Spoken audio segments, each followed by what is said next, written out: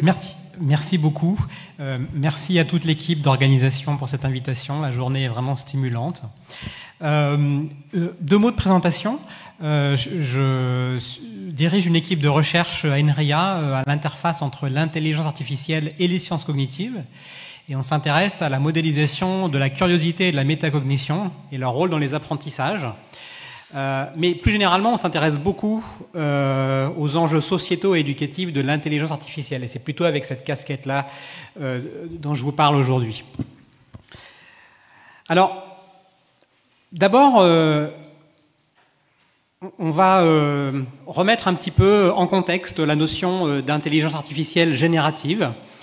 Je fais régulièrement des interventions dans des lycées pour présenter mon métier et du coup j'en profite aussi pour questionner les élèves sur l'intelligence artificielle et je leur demande alors selon vous l'intelligence artificielle ça date de quand? 2020. Un peu plus quand même. Allez, 2018. Bon, non, c'est un petit peu plus ancien quand même.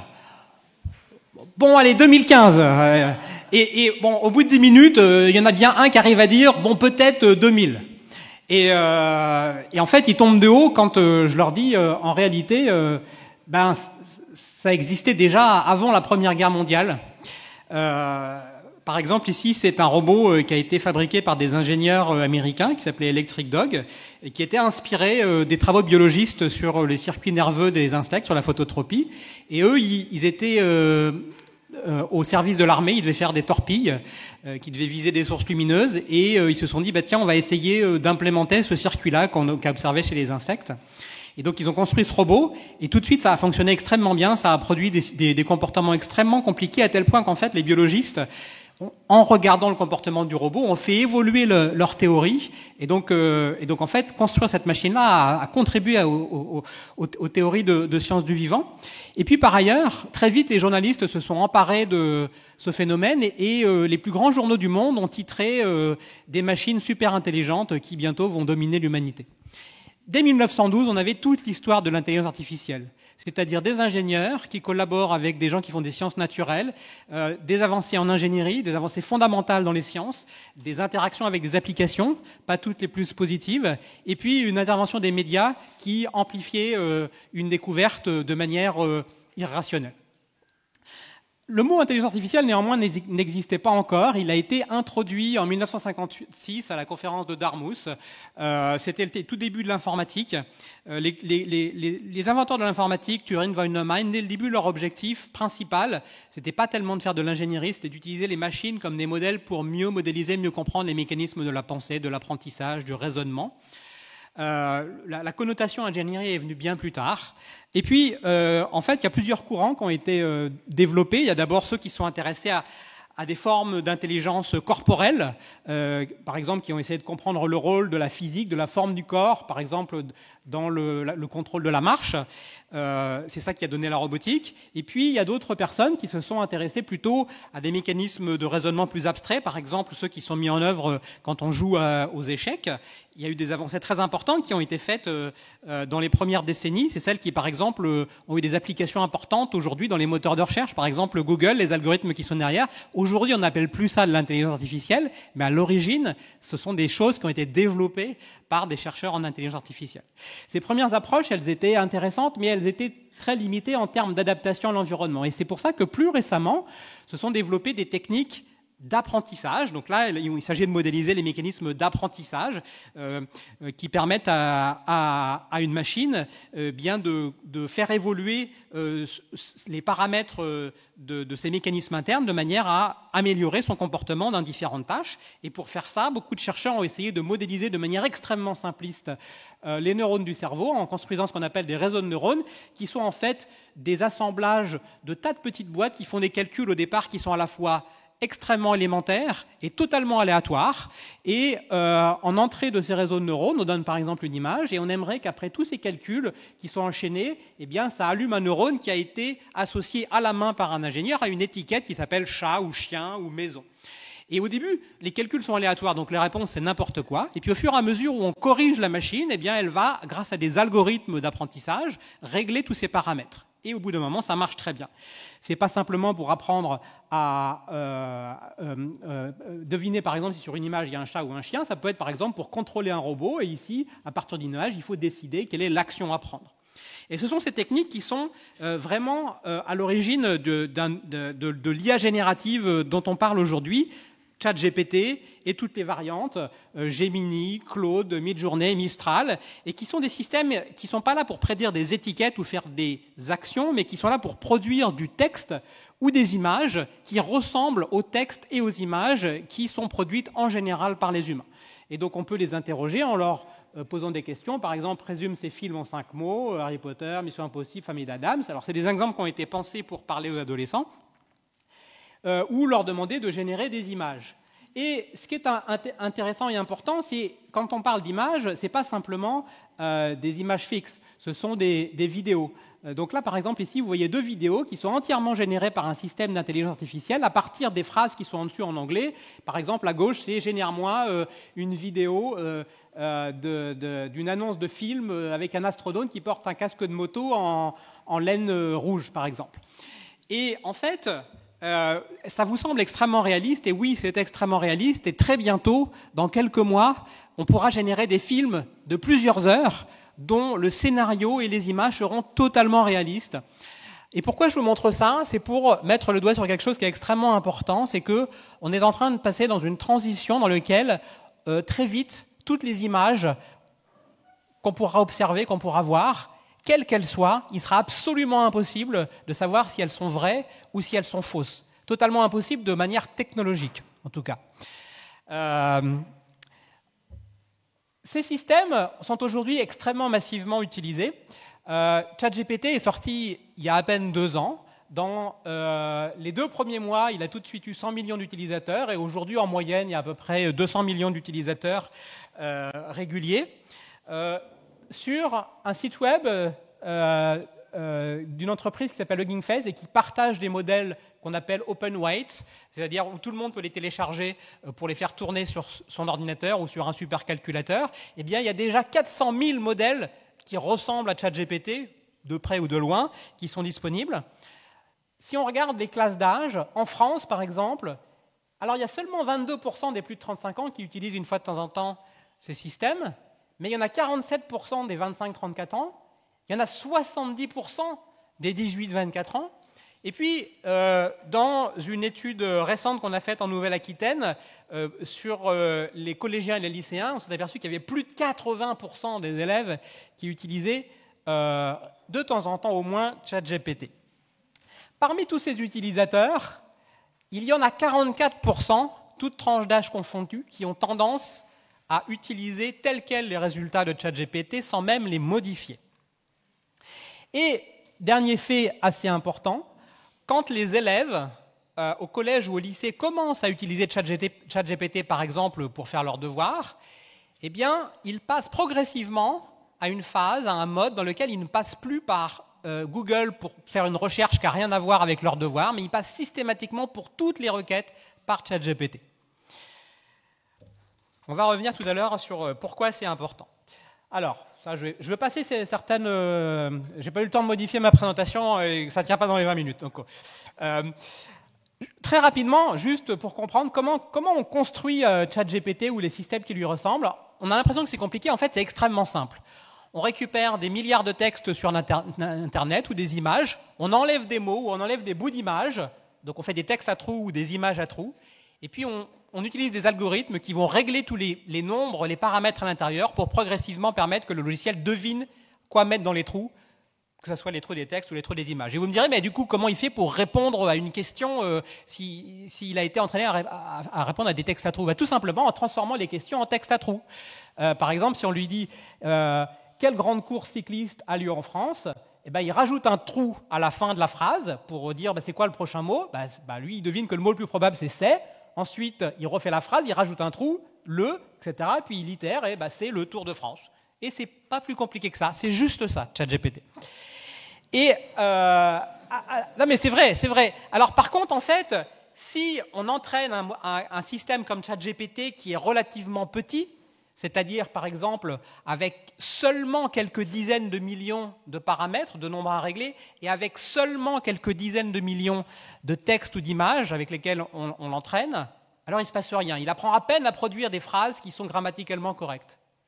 Mais si on augmente la taille considérablement, et qu'il ne s'agit plus d'avoir des dizaines de millions de textes et des dizaines de millions d'images et des dizaines de millions de paramètres, mais des centaines de milliards de paramètres et des centaines de milliards de textes et d'images, alors, de manière très surprenante, apparaissent un certain nombre de capacités émergentes, la capacité à faire des résumés, la capacité à traduire, la capacité à résoudre des problèmes de mathématiques, la capacité à résoudre des problèmes de créativité. Et ce qu'on peut dire, d'un point de vue scientifique, c'est qu'on ne sait pas ce qui se passe. On ne comprend pas, ce qui ne veut pas dire que c'est mystérieux et magique, c'est juste que c'est un phénomène trop compliqué pour qu'à cet état-là de la science, on comprenne ce qui se passe. On est capable de les construire, on n'est pas capable encore de les comprendre. Alors, au-delà de cet aspect-là, quelque chose qui est important à comprendre aussi, c'est que ce sont avant tout des technologies de transmission culturelle. Alors, qu'est-ce que j'entends par là? En fait, ce sont des technologies qui sont, par construction, entraînées à modéliser la structure de textes et d'images qu'on leur donne. Et dans ces textes et ces images, eh bien, il y a l'expression de valeurs, de connaissances, de croyances, de mythes, de préférences, de biais, qui sont tout un tas de dimensions qui sont associées à ou aux cultures qui ont produit ces textes et ces images. Et donc, ça, c'est très important de l'avoir en tête parce que, si on revient à ce que j'ai dit tout à l'heure, eh bien, ça veut dire que quand on utilise ces outils pour accéder à la connaissance et à l'information, ce que font de plus en plus les jeunes, ça veut dire qu'ils vont avoir une vision de l'information et donc du monde qui va correspondre à la culture des textes qui ont été utilisés pour entraîner ce modèle. Donc ça veut dire par exemple que si un jeune pose des questions sur la guerre en Ukraine, il va avoir des réponses extrêmement différentes si le modèle qu'il utilise a été entraîné par une entreprise américaine ou une entreprise chinoise. Par ailleurs, à avoir aussi en tête, c'est que eh bien, les textes aujourd'hui qu'on utilise pour entraîner ces modèles viennent d'Internet. La plupart des textes sur Internet aujourd'hui sont encore écrits par des humains, mais très rapidement, la plupart des textes et des images sur Internet sont maintenant produites par des systèmes d'IA générative. Donc on va très vite être dans un monde dans lequel la plupart des images qu'on voit, non seulement on ne peut pas savoir si elles sont vraies ou fausses ou fabriquées, et où en fait la plupart d'entre elles sont fabriquées artificiellement. Par ailleurs, il y a aussi la multiplication de logiciels qu'on appelle des bots sur les réseaux sociaux qui simulent des utilisateurs et qui sont déployés par des organisations pas forcément grandes. Ça peut être des États, mais ça peut être des organisations très petites parce que c'est très facile technologiquement à faire, de déployer à grande échelle des millions de personnages simulés et qui peuvent être faits, par exemple, pour influencer les élections dans un contexte. Et donc ça pose des questions démocratiques importantes, évidemment.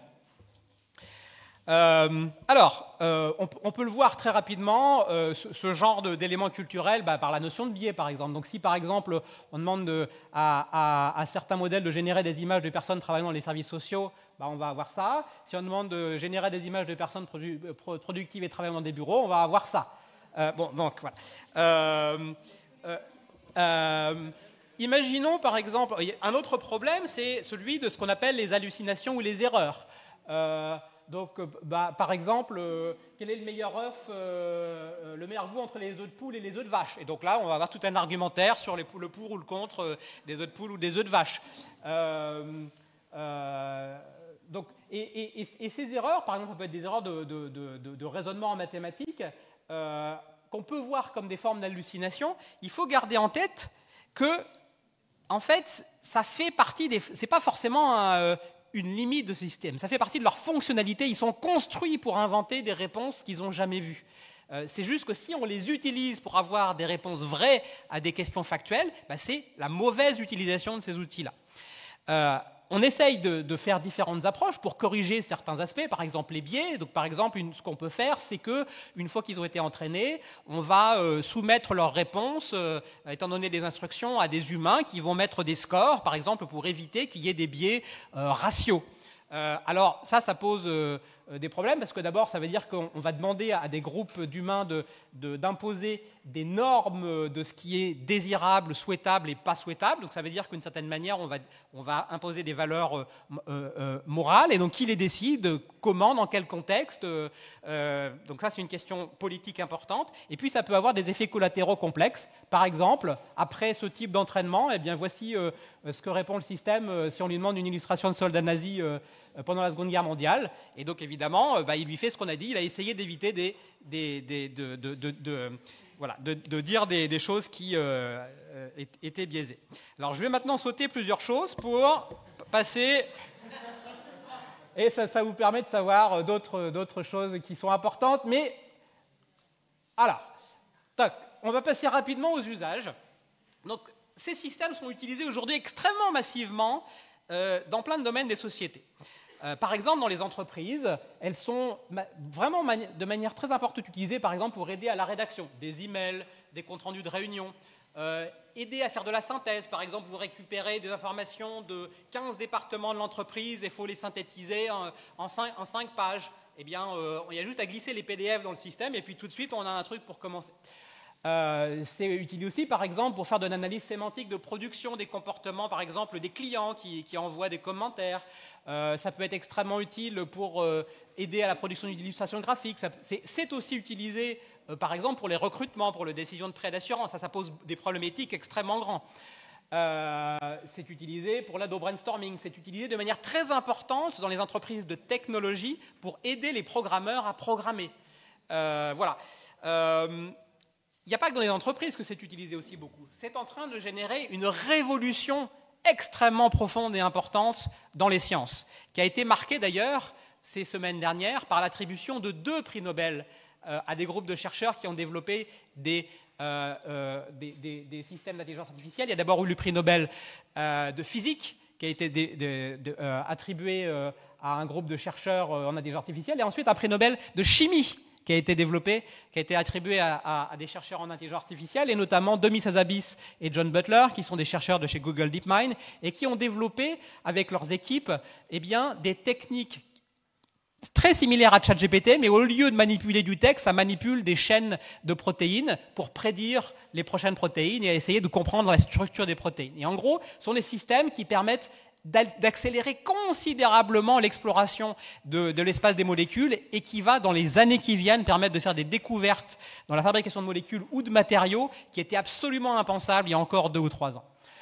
Ça aide aussi les mathématiciens à faire des preuves, et ce n'est pas simplement les mathématiciens débutants. Il y a des médailles Fields, c'est-à-dire la plus haute distinction des mathématiques aujourd'hui, qui disent aujourd'hui que ce sont des aides extrêmement utiles pour tout un tas de tâches dans leurs travaux. Donc c'est en train de révolutionner les sciences. Alors évidemment, ça a aussi un impact extrêmement grand sur l'éducation. Peut-être il y a 2 choses importantes qu'on peut dire et qui sont sûres. Usage massif, très rapide, c'est une vague immense chez les élèves qui est en train d'arriver. Deuxième chose, on comprend à peu près rien de ce qui est en train de se passer.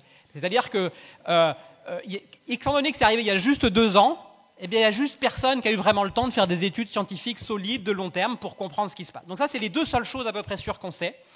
Néanmoins, les intuitions qu'on a, c'est que d'abord, il y a un certain nombre d'usages, d'un côté assez problématiques, qui se développent. Par exemple, les élèves qui utilisent de plus en plus ChatGPT pour faire leurs devoirs littéralement à leur place et même pas réfléchir, recopier. Bon, évidemment, ce n'est pas très utile. Parfois, certains enseignants qui se disent peut-être je pourrais noter automatiquement mes copies de français, par exemple, ou d'histoire, ou de n'importe quelle autre matière. Bon, ce n'est pas forcément non plus la meilleure idée. Par contre, il y a d'autres idées qui sont potentiellement intéressantes, mais encore une fois, tout est à évaluer et à explorer. Par exemple, quand un élève dit tiens, voici ma leçon d'histoire, je l'ai apprise, est-ce que tu peux me poser des questions pour vérifier si j'ai bien compris? Alors, est-ce que...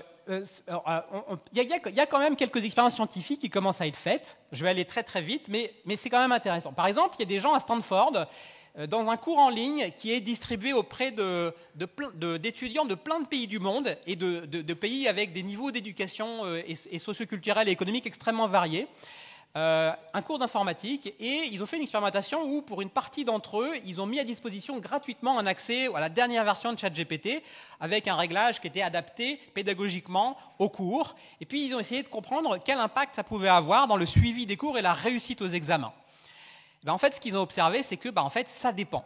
Et en fait, ils sont aperçus que pour les pays à haut niveau de développement, et comme par exemple les États-Unis, la France, le Japon, en fait, la mise en accès de ChatGPT avait tendance à diminuer l'engagement des étudiants et leur réussite aux examens, alors que pour les pays à très bas niveau éducatif, ça avait tendance à augmenter l'engagement et la réussite aux examens des étudiants. Alors, ils ne comprennent pas encore bien pourquoi, mais c'est déjà intéressant.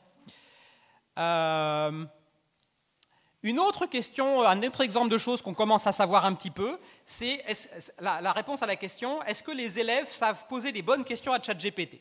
Imaginons par exemple, tout simplement, qu'ils aient un devoir à la maison à faire en sciences, par exemple, où on leur donne des petits travaux de recherche comme ça, on leur montre une image comme ça, et puis on leur dit est-ce que tu peux pas essayer de trouver des informations qui te permettent de comprendre pourquoi l'apparence du crayon est différente quand il est dans cette situation. Et donc on a fait une expérimentation avec mon équipe il n'y a pas longtemps auprès de 70 élèves de 4 collèges en Nouvelle-Aquitaine. On a mis en accès un système qui utilisait une IA générative de type ChatGPT. Et puis chaque fois qu'on leur posait un problème de ce type-là, à certains élèves, pour certains exercices, on leur proposait un exemple de question qui était très bien formulé, avec un bon prompt qui donnait directement la bonne réponse. Et puis parfois, on leur proposait des questions moins adaptées. Donc par exemple, ici, la première question est adaptée. Qu'est-ce qui fait qu'un crayon change de direction lorsqu'il est mis dans un verre d'eau? Une autre question moins adaptée, c'est pourquoi un crayon devient-il différent? Et on a fait ça sur plein d'exercices différents. Et puis, à chaque fois qu'on leur faisait la proposition, on leur demandait d'évaluer la question pour comprendre est-ce qu'ils pensaient que c'était une bonne question, une mauvaise question, est-ce qu'ils décidaient de la choisir et de la poser à ChatGPT, est-ce qu'ils choisissaient d'en poser une autre, ils pouvaient la poser une autre, et puis en fonction de la réponse de ChatGPT, ils pouvaient en poser d'autres à la suite. Eh bien, ce qu'on s'est aperçu, c'est que sur les 70 élèves qu'on avait, d'abord la distribution des notes sur l'ensemble des exercices qu'ils avaient est une belle gaussienne de moyenne 10 sur 20. C'est-à-dire que pour ces exercices-là, ils avaient l'accès à ChatGPT, ils n'ont pas fait mieux que 10 sur 20, alors que ça n'avait rien de sorcier dans ce qu'on leur demandait. L'une des raisons, c'est qu'en fait, pour une grande partie d'entre eux, à peu près la moitié, ils sont totalement incapables de faire la différence entre une bonne question et une mauvaise question posée à ChatGPT. Et par contre, on s'est aperçu que cette capacité est modulée par différentes choses. D'abord, on a mesuré, avec certains outils de psychologie, certaines dimensions métacognitives. Ah oui, j'ai pas vu, pardon. Alors je finis. Ah mais j'avais pas vu. Alors je finis ce slide. On a mesuré certaines dimensions métacognitives. On s'est aperçu que ceux qui avaient une meilleure métacognition avaient beaucoup plus de succès. Et puis par ailleurs, on a aussi mesuré avant leurs attitudes, leur perception a priori de l'intelligence artificielle, à quel point ils pensaient la connaître, à quel point ils étaient familiers, à quel point ils l'avaient déjà utilisée. Pour les élèves qui avaient une bonne métacognition, le fait de connaître déjà ou pas connaître ou avoir des a priori plus ou moins n'avait aucune influence sur leurs résultats. Pour les élèves qui avaient une métacognition faible, alors ceux qui avaient déjà essayé, déjà pratiqué et disaient bien connaître ChatGPT avaient des résultats bien moins bons que les autres. Donc, rôle très important de la métacognition, rôle très important aussi de la perception de l'IA, et qui sont donc deux leviers extrêmement importants pour travailler sur l'éducation chez les jeunes, sur l'IA générative.